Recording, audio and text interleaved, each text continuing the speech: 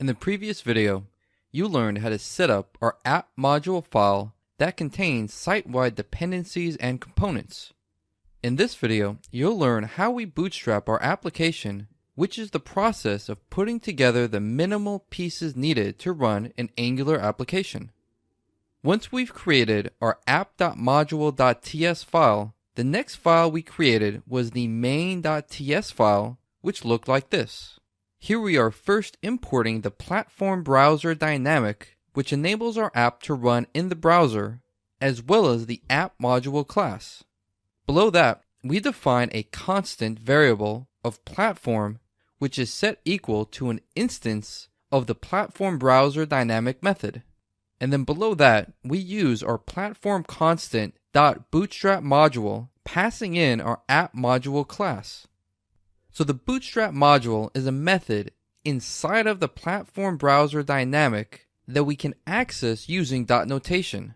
This method accepts a parameter for the module we're using, which passes in all of our application's metadata.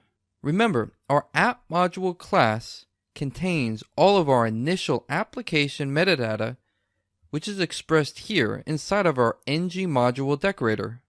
And then this bootstrap key tells Angular that we want to use the app component module as the root component for our site, so that when our site is first loaded up, the template inside of our app component is what first appears on our page. Finally, the selector value of my app is what's placed inside of our index.html file in order to initialize and load up our application. This will be discussed in further detail in our component section.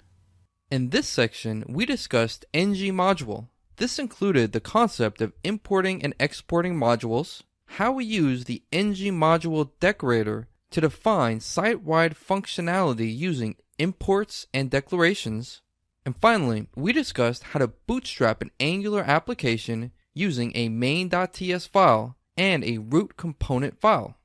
In the next section, we'll be covering components in depth and how we use components to form the backbone of our Angular application.